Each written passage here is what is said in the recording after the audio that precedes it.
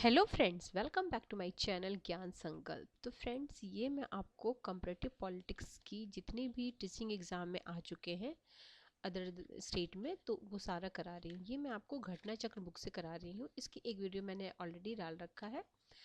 आज ये दूसरी वीडियो जाएगी। इसमें मैं आपको संघवाद, व्यवस्थापिका, कार्यपालिका और न्यायपालिका से संबंधित जितने भी इस बुक में क्वेश्चन हैं कराने वाली हूँ। जो आगामी आप यूपी का टीजीटी या पीजीटी दे रहे हो उसमें आपको काफ़ी हेल्प करेगा।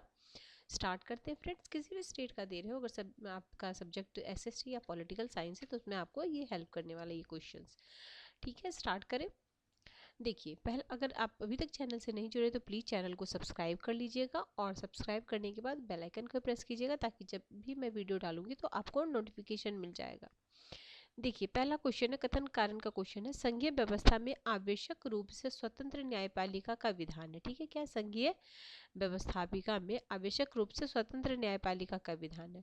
कारण बोल रहा है यह केंद्र और इकाई के बीच उत्पन्न विवादों का समाधान करती है, इसलिए क्या स्वतंत्र न्यायपालिका का विधान है। तो बिल्कुल सही बात है, दोनों सही और सही। इसकी व्याख्या करें। ये यूपीजीआईसी 2009 में आया हुआ क्वेश्चन है। जिस क्वेश्चन को मुझे लगेगा एक्सप्लेन करने का पार्ट है तो वो मैं एक्सप्लेन भी करते जाऊंगी साथ साथ। दूसरा क्वेश्चन है, देखिए, संघात्मक ढांचे में केंद्रीय सरकार का शक्तिशाली होना स्वाभाविक है। देखिए, संघात्मक ढांचे की बात करें, ध्यान दीजिएगा। ठीक है, और दूसरा बोल रहा है आपको शक्तिशाली केंद्र के लिए 5 कारक उत्तरदायी हैं। युद्ध स्थिति, युद्ध यथा युद्ध राजनीति, मंदी की राजनीति, तकनीक की राजनीतिक और आर्थिक अनुदान की राजनीतिक तथा दलीय राजनीतिक। ठीक है, तो इसका सही है और सही व्याख्या है।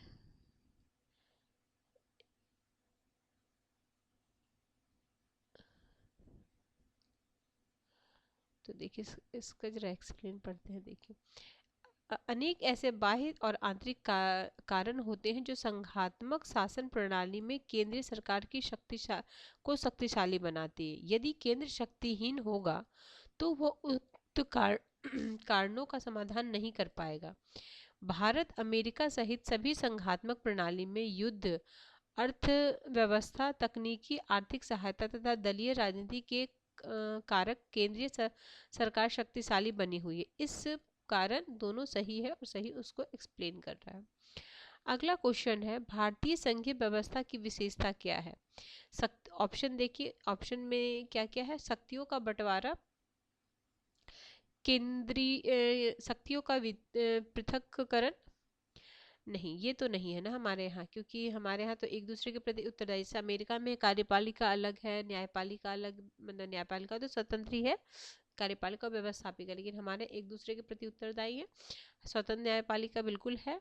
प्रधानमंत्री का नेतृत्व, तो इसमें 4 तो नहीं है, तो इसमें आपका ये वाला एलिमिनेट करना था, मैं सेकेंड वाला 1 और इस ऑप्शन के हिसाब से 1 और 3 हो जाएगा। ठीक है, अगला है संघात्मक। देखिए, भारतीय संघीय व्यवस्था में शक्ति का विभाजन किया गया है और स्वतंत्र न्यायपालिका जैसी विशेषता विद्यमान है। शक्ति का पृथक्करण अध्यक्षात्मक शासन प्रणाली की विशेषता है, जबकि प्रधानमंत्री का नेतृत्व संसदीय प्रणाली की विशेषता है। ठीक है, यह संघीय व्यवस्था की विशेषता पूछ रहा था। ठीक है, अगला क्वेश्चन है, संघात्मक व्यवस्था का मुख्य लक्षण क्या है। तो संविधान की सर्वोच्चता, सर्वोच्चता रहेगी तभी तो बंटवारा, मतलब अधिकारों का वो रहेगा, मतलब उस केंद्र को कितनी शक्तियां हैं, राज्य को कितनी शक्तियां हैं, तो संविधान की सर्वोच्चता। अगला है, ये आपका राजस्थान पीजीटी 2014 में आया हुआ है। अगला क्वेश्चन है, निम्नलिखित में से संघीय शासन निम्नलिखित में से संघीय शासन प्रणाली की विशेषता, संघीय शासन प्रणाली की विशेषता, केंद्र तथा इकाई के बीच शक्तियों का विभाजन, यही है संघीय शासन व्यवस्था का। अब इसमें न अलिखित संविधान है, क्योंकि संविधान इसमें सर्वोच्च है कि संविधान में ही दिया रहेगा। इकहरी नागरिकता नहीं होगी, केंद्र और राज्य दोनों के लोग रहते हैं। एक सदनीय विधायिका नहीं। ठीक है, तो ऑप्शन डी हो जाएगा। अगला क्वेश्चन है, निम्नलिखित में क्या भारतीय संघवाद के अनिवार्य लक्षण नहीं है। ठीक है, तो 3 उसके अनिवार्य लक्षण होंगे, एक इसमें से नहीं होगा। भारतीय संघवाद की पूछा जा रहा है, ठीक है। एकात्मक सरकार, शक्तियों का विभाजन, संविधान की सर्वोच्चता, न्यायालयों का प्राधिकार। तो एकात्मक सरकार का नहीं होगा भारतीय संघवाद का अनिवार्य लक्षण, बाकी ये तीनों हो जाएगा। तो भारतीय संघवाद में अनिवार्य लक्षण में एकात्मक सरकार सम्मिलित नहीं है। भारत में दोहरी सरकार है, क्योंकि इस राज्य की सरकार एवं केंद्र की सरकार, इन दोनों सरकारों के मध्य शक्तियों का विभाजन होता है। दोनों ही सरकारें संविधान द्वारा प्रदत्त शक्तियों का प्रयोग एक दूसरे से स्वतंत्र रूप में करती है। अगला है शब्द फेडरलिज्म, फोडस से अधिग्रहण किया गया है। यह किस भाषा से लिया गया है? तो ये लैटिन भाषा का शब्द है, ये टीजीटी 2019 में आया है। फेडरलिज्म शब्द लैटिन भाषा के फोडस से ग्रहण किया गया है। फेडरलिज्म शब्द लैटिन भाषा के, इसका अर्थ होता है संधि और समझौता, अतः शब्द उत्पत्ति की दृष्टि से समझौते द्वारा निर्मित राज्य को संघ राज्य कहा जा सकता है। संघात्मक शासन व्यवस्था आधुनिक युग की देन है। वैसे तो कुछ विद्वानों ने 13वीं 14वीं शताब्दी में ही संघात्मक शासन की झलक देखी, परंतु यथार्थ में आधुनिक युग में इसका आरंभ 1787 में अमेरिकी संविधान की रचना के साथ हुआ है। अगला है निम्नलिखित में से अमेरिका की संघ राज्य पद्धति की विशेषता नहीं है।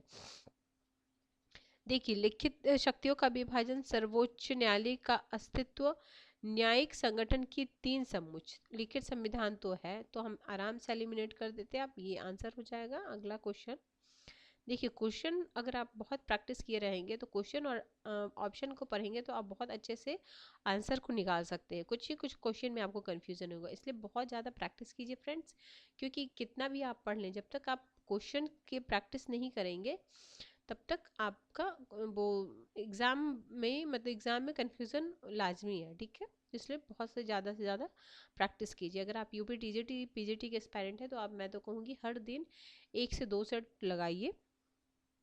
अमेरिकी संविधान में शक्ति का विभाजन, सर्वोच्च न्यायालय का अस्तित्व तथा लिखित संविधान आदि विशेषता, किंतु न्यायिक संगठन की 3 समुच्च की विशेषता नहीं है। थोड़ा सा देख लेते हैं इसके बारे में। फिलाडेल्फिया सम्मेलन 1787 के माध्यम से अमेरिका ने जिस संविधान का निर्माण हुआ उसकी विशेषता क्या क्या है? देखिए, लिखित संविधान है, संघात्मक संविधान है, अवरोध एवं संतुलन सरकारों के तीनों अंगों के मध्य बटा हुआ है, के मध्य है, अधिच्छात्मक शासन है, अत्यधिक संक्षिप्त संविधान है क्योंकि मात्र 7 अनुच्छेद है मूल संविधान में, अनम्य है, कठोर इसका वो भी संशोधन भी है, प्रतिनिधि गणराज्य है, न्यायिक सर्वोच्चता है, शक्ति का विभाजन है, मौलिक अधिकार है, संविधान की सर्वोच्चता है, जनता की प्रभुसत्ता संपन्न है, लूट प्रथा है, स्पॉयल सिस्टम है, दोहरी नागरिकता है। अगला है संघीय व्यवस्था में प्राय निम्न की आवश्यकता होती है, तो लिखित संविधान और शक्ति का विभाजन ये आवश्यकता होती है। अगला क्वेश्चन है निम्नलिखित में कौन सी एक संघवाद की विशेषता नहीं है? तो देखिए, दोहरी नागरिकता भी है, दोहरी सरकार भी है, दोहरी नागरिकता भी है, शक्ति का विभाजन है, संघ से अलग होने का अधिकार, तो ऐसा नहीं है। ऑप्शन सी आप एलिमिनेट करके आसानी से ला सकते हैं। ये 2015 जीआईसी यानी गवर्नमेंट इंटर कॉलेज में आया हुआ, जिसको पीजीटी बोलते हैं।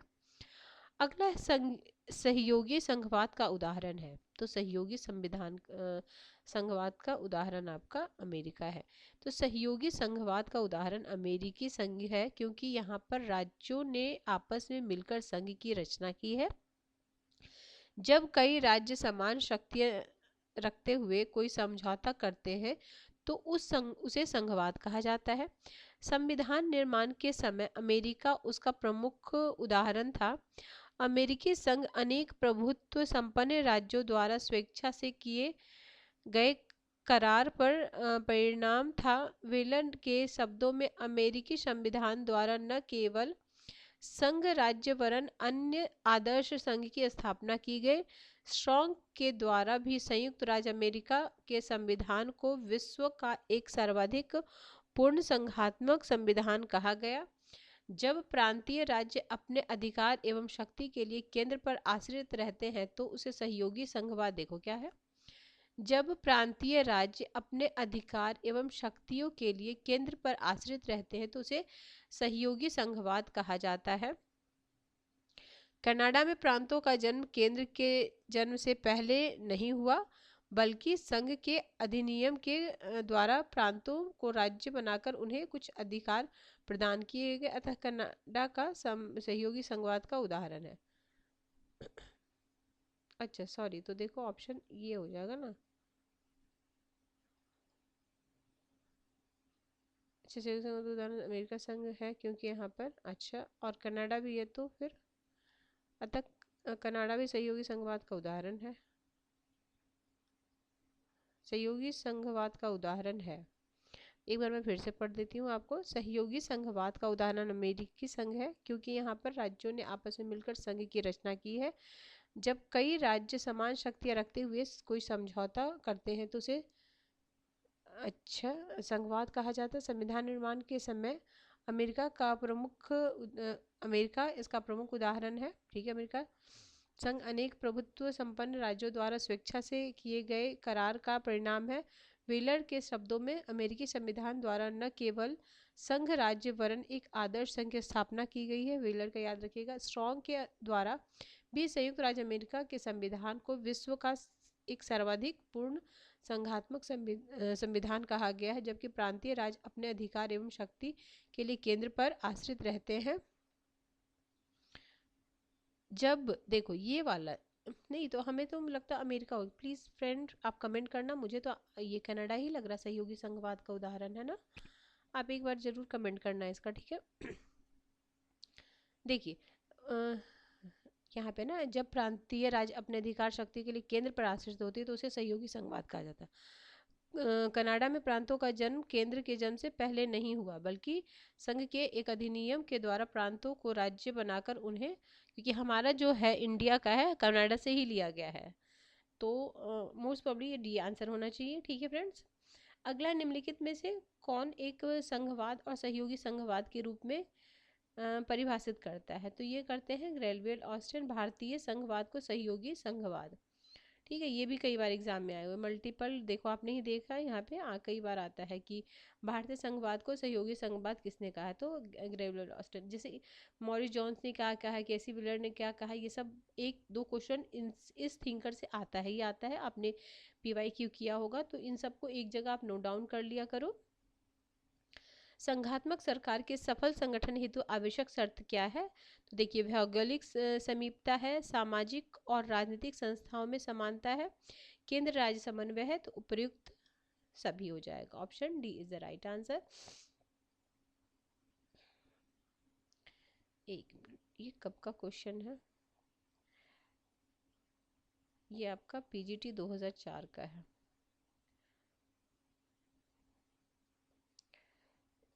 अगला है, भारत और अमेरिकी संघवाद में जिस एक बिंदु पर समानता पाई जाती है वह है, तो ये भी क्वेश्चन कई बार आया हुआ है। तो ये समानता केंद्र और राज्य के बीच विवाद होने पर सर्वोच्च न्यायालय का पंचायत करना। ठीक है, मतलब सर्वोच्च न्यायालय उसका देखता है, तो ये है।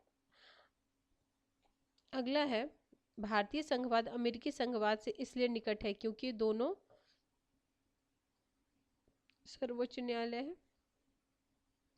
देख, सौदेबाजी वाला भी मॉरिस जॉन्स बोले। देखिए अभी क्या सहयोगी, आपने देखा ऑस्टिन बोला, सौदेबाजी का संघवाद, इसको एक जगह लिख लो, मॉरिस जॉन्स बोले, क्योंकि पता है एग्जामिनेशन हॉल में ये सब छोटी छोटी बातें ना हमें वो करती है, पजल करती है। ऑप्शन में अरे ये था कि ये वो था, तो इसको आप एक जगह लिख लो, सौदेबाजी संघवाद मॉरिस जॉन्स, और सहयोगी संघवाद ये ग्रेवियल ऑस्टिन। अगला है, निम्नलिखित में से किस देश का संविधान एक संघीय दृष्टांत का नहीं है? तो ये ग्रेट ब्रिटेन का, सबको पता, बाकी सब संघात्मक है। तो ग्रेट ब्रिटेन में एकात्मक शासन है। अब ये देखिए, निम्नलिखित में कौन सा युग्म सही सुमेलित नहीं है? भारत संघात्मक, अमेरिका संघात्मक, अमेरिका। क्वेश्चन नंबर 19, भारतीय संघवाद के उदाहरण को सर्वोत्कृष्ट किस नाम से विश्लेषित किया जाता है? तो अर्धसंघ। ठीक है, भारत को अर्धसंघवाद कहा जाता है। ठीक है, क्योंकि आपात की स्थिति में केंद्रीकृत हो जाती हैं शक्तियां। तो देखिए, भारतीय संविधान सहायक एकात्मक विशेषताओं सहित एक संघीय, ये भी याद रखिएगा, राज्य की स्थापना के साथ एक सहायक संघीय विशेषता सहित एक एकात्मक राज्य की स्थापना करता है। ये केसी वेयर का है। तो अभी आपने 2-3 चीज़ें देखी, देखिए पीजीटी 2021 में आया हुआ है। तो आपको टीजीटी में आने की पूरी संभावना है। ऐसा मत सोचना कि अगर पिछले 21 में आया तो भी नहीं आएगा, ये टीजीटी में आ सकता है, क्योंकि देखिए सिलेबस में आपके टीजीटी में ये पढ़ना है तो टीजीटी में भी पूछा जा सकता है। अगला क्वेश्चन है आपका, निम्नलिखित में से कौन एक भारतीय संघीय व्यवस्था का लक्षण नहीं है? तो राष्ट्रपति का नेतृत्व नहीं है, शक्ति का विभाजन भी एक लिखित संविधान में स्वतंत्र न्यायपालिका है, तो आराम से कहिए उत्तराखंड। असिस्टेंट प्रोफेसर का, और क्या क्या भारतीय संघ के प्रमुख लक्षण है? शक्ति का विभाजन है, लिखित संविधान, स्वतंत्र न्यायपालिका, संविधान की सर्वोच्चता, संविधान की कठोरता है, द्विसदनीयता है। ठीक है, अगला है, निम्नलिखित में से किस देश में एक एकात्मक शासन व्यवस्था नहीं है? तो ऑस्ट्रेलिया में नहीं है। तो आप एक बार लिस्ट देख लेना एकात्मक, संघात्मक और सब राज्यों का। देखिए संघात्मक शासन व्यवस्था वाले अन्य राज्य क्या हैं? संयुक्त राज्य अमेरिका है, कनाडा है, भारत है, जर्मनी है, स्विट्जरलैंड है आदि। और एकात्मक में हो जाएगा ब्रिटेन, फ्रांस, चीन। BFC, BFC. अगला है, अगला क्वेश्चन आपका क्या है? क्वेश्चन नंबर 23, निम्नलिखित में से कौन एक अध्यक्षीय सरकार की विशेषता है? तो शक्तियों का पृथक्करण। अगला है, नीचे दिए गए शासन प्रणालियों को उनके आवश्यक गुणों को मिलाकर प्रदत्त कूट को मदद कीजिए। देखिए कैबिनेट मिशन हो गया या मंत्रिमंडलीय शासन बोलिए, अध्यक्षात्मक शासन प्रणाली, संघात्मक और एकात्मक। तो हमारे कैबिनेट बोलो या फिर बोल सकते संसदीय, तो इसमें हो जाएगा सामूहिक उत्तरदायी। ठीक है ना। और संघात्मक शासन में क्या हो जाएगा? शक्ति का नहीं, अध्यक्षात्मक में शक्ति का पृथक एक संकेंद्रण। सबसे पहले डी में हम थर्ड लगाते हैं, डी में थर्ड से आपका एक से ही आ जाता है, क्योंकि एकात्मक में शक्ति का केंद्रीकरण हो जाएगा। और हमारा कैबिनेट हो जाएगा सामूहिक उत्तरदायित्व, और अध्यक्षात्मक हो जाएगा शक्ति का पृथक्करण, संघात्मक हो जाएगा शक्तियों का विभाजन। शक्ति का पृथक्करण का मतलब कि कार्यपालिका का अलग शक्ति है, व्यवस्थापिका का अलग शक्ति है, वो दोनों एक दूसरे से मतलब नहीं, वो दोनों स्वतंत्र होंगे अपने कार्य क्षेत्र में। और वहीं जब संसदीय या कैबिनेट शासन, ये कैबिनेट पूछे या संसदीय, बात एक ही है, तो इसमें क्या होता, कार्यपालिका व्यवस्थापिका के प्रति उत्तरदायी होती है, उसमें अलग होते, विभाजन होता है। ठीक है, अगला चले, निम्नलिखित में से किस देश में संसदीय और अध्यक्षीय तरह की सरकार का सम्मिश्रण है? ये आपका वहां पे फ्रांस में है। ठीक है, ये भी ध्यान रखना। निम्नलिखित युग्मों में कौन सही नहीं है? ब्रिटेन एकात्मक, ठीक बात है, नहीं सही है ना, तो अमेरिका ही हो जाएगा, यहाँ नहीं है, संघात्मक है, यहाँ संघ। ठीक है, अगला है, संघ राज्य पद्धति का सार है कि वह केंद्र और राज्यों के बीच द्विमार्गीय यातायात है, जो थोड़ी सी पारस्परिकता और सामंजस्य चाहता है। यदि ऐसी संघ व्यवस्था उसे कहा जाएगा, किसको कहा जाएगा? सहकारी संघ व्यवस्था को क्या बोला जाएगा? संघ राज्य पद्धति का सार है, वह केंद्र और राज्य के बीच द्विमार्गीय यातायात है, जो थोड़ी सी पारस्परिकता और सामंजस्य चाहता है। यदि ऐसी संघ व्यवस्था को क्या कहा जाए? ठीक बात है। अगला है, जो विचारक राज्यों को संघों का संघ कहते हैं, वो क्या बहुलवादी हो जाते हैं? तो अगला क्वेश्चन 28 हो गया। 29 में है, राज्य संघों का एक संघ है, तो ये अरस्तु का है, राज्य संघों का एक संघ है। तो देखो अरस्तु के अनुसार सबसे पहले परिवार, ठीक है, इसको अगर पढ़ना होगा आप पढ़ लेना, काफ़ी लंबा है, तो उससे रिलेटेड नहीं है, इसे दिया है, तो कुछ एक्स्ट्रा फैक्ट्स दिए गए हैं इस बुक में। किस संविदावादी विचारक ने प्राकृतिक व्यवस्था का चित्रण शांति, सद्भाव और पारस्परिक सहायता और सुरक्षा की अवस्था बताई? ये लॉक बोले हैं। और ये आपका सिर्फ 2010 में नहीं, 2021 के टीजीटी में भी, टीजीटी में आया हुआ क्वेश्चन है, तो ये भी आप पढ़ सकते हो इसका। अगला, अमेरिकी संविधान में बिल ऑफ राइट्स के संशोधन द्वारा, तो ये हुआ था आपका पहला से प्रथम से 10 संशोधन द्वारा, ऑप्शन डी। अब हम व्यवस्थापिका से रिलेटेड एमसीक्यू करेंगे। देखिए क्या है, किसने कहा व्यवस्थापिका जनता की शिकायत की समिति का कार्य करती है। तो ये बोले थे आपके जीएस में। मैं थोड़ा फटाफट क्वेश्चन कराती हूँ कि ज़्यादा से ज़्यादा मैं क्वेश्चन करा पाऊँ आपको, क्योंकि ये आपका PYQ है, अलग अलग स्टेट से और अलग अलग, तो आपको टीचिंग एग्जाम में काफ़ी हेल्प करेगा। भारत में विधायिका निम्न में से किस देश के नमूने पर निर्मित हुई है? तो ये ब्रिटेन। देखिए कहाँ कहाँ से लिया गया, ये तो आपको एक न एक तो आता ही आता है। देखो, मूल अधिकार संयुक्त राज्य अमेरिका से, आपात उपवन जर्मनी का वाइमर संविधान से, नीति निर्देशक तत्व आयरलैंड, संघ राज्य संबंधों में समवर्ती सूची ऑस्ट्रेलिया, मूल कर्तव्य पूर्व सोवियत संघ, क्योंकि सोवियत संघ तो बाद में बना है ना, अलग हुआ, तो पूर्व सोवियत संघ ही बोलेंगे।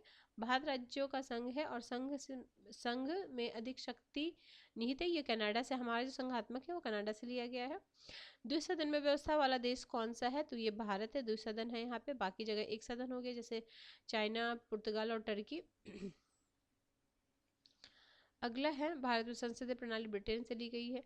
यह किसने कहा? द्विसदनात्मक विधायिका ऐसी संसद है जो अपने ही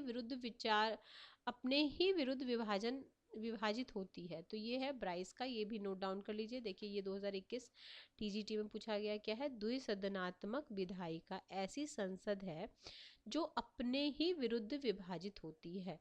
तो ये ब्राइस का कथन है, ब्राइस का कथन है। अगला क्वेश्चन चलते हैं। अगला है आपका, सामूहिक उत्तरदायित्व की विशेषता किस शासन पद्धति में पाई जाती है? तो ये संसदीय शासन में पाई जाती है, ऑप्शन नंबर ए। अगला है, कानून का सर्वमान्य स्रोत विधानमंडल। कानून का सर्वमान्य स्रोत कौन है? विधानमंडल है, ऑप्शन। अगला है, आधुनिक समय में अनेक कारणों में व्यवस्थापिका की तुलना में कार्यपालिका को अधिक महत्व प्राप्त हुआ है। निम्नलिखित में से सही कारणों का चयन करें।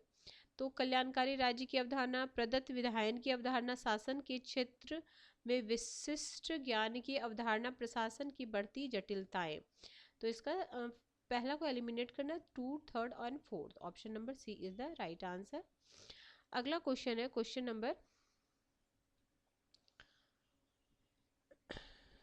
नंबर आपका है 8।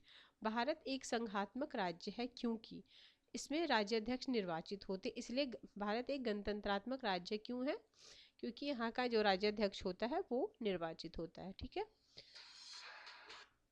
अगला है क्वेश्चन नंबर 9।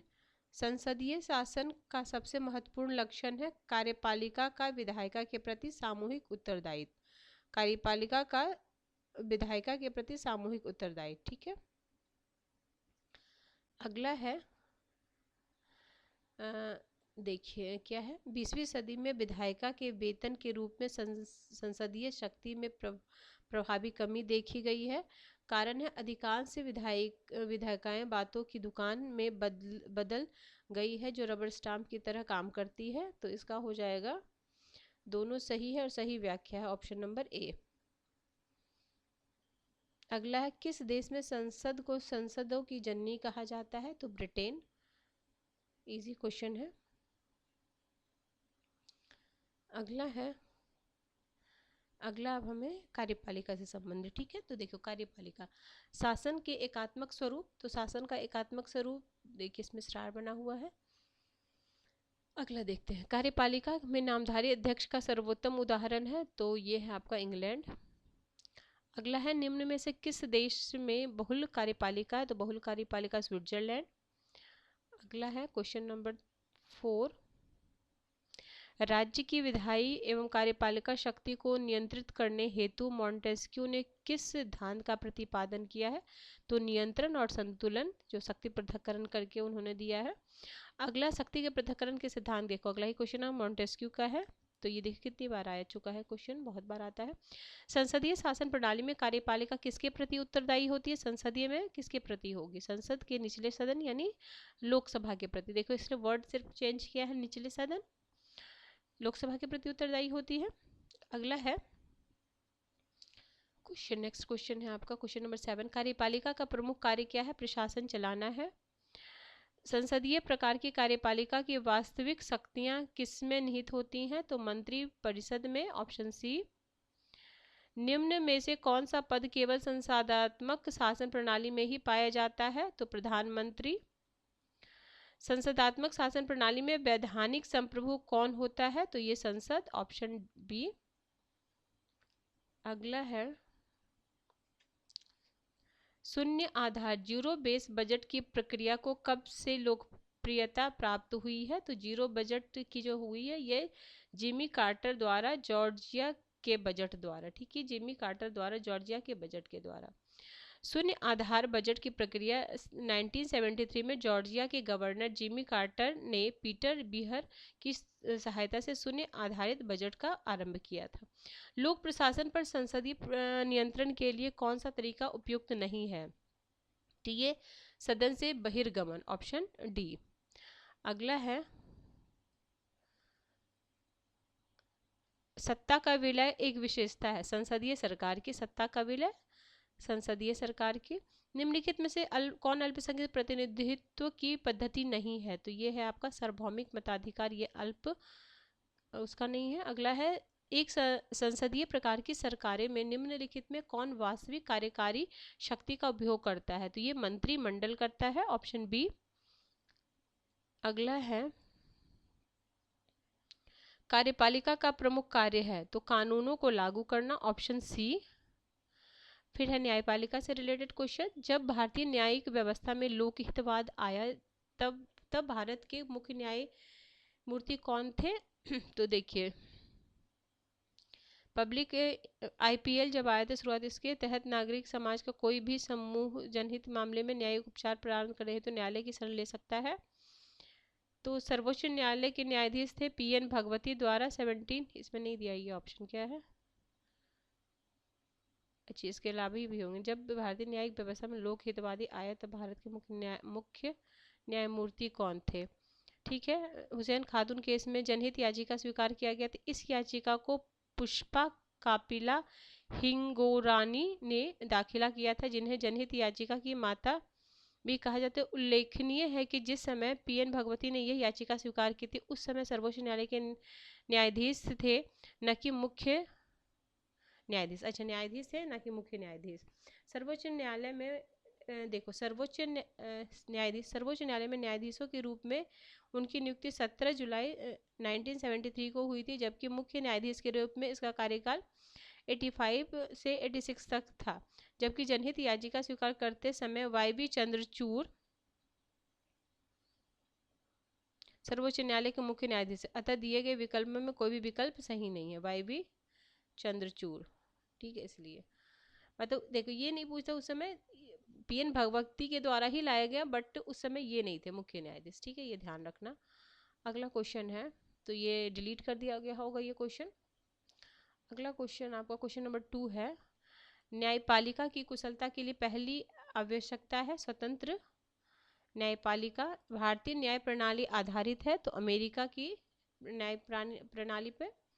न्याय पंचायत कार्य करती है तो कुछ राज्यों और कुछ संघ राज्य क्षेत्रों में। अगला है भारत में न्यायपालिका है तो स्वतंत्र है। अगला है, इसका आर्टिकल भी इंपॉर्टेंट है, सारे आर्टिकल देख लीजिएगा। संघीय व्यवस्था में जिस संस्था को संविधान में संतुलन चक्र माना जाता है वे है हमारा न्यायपालिका। अगला है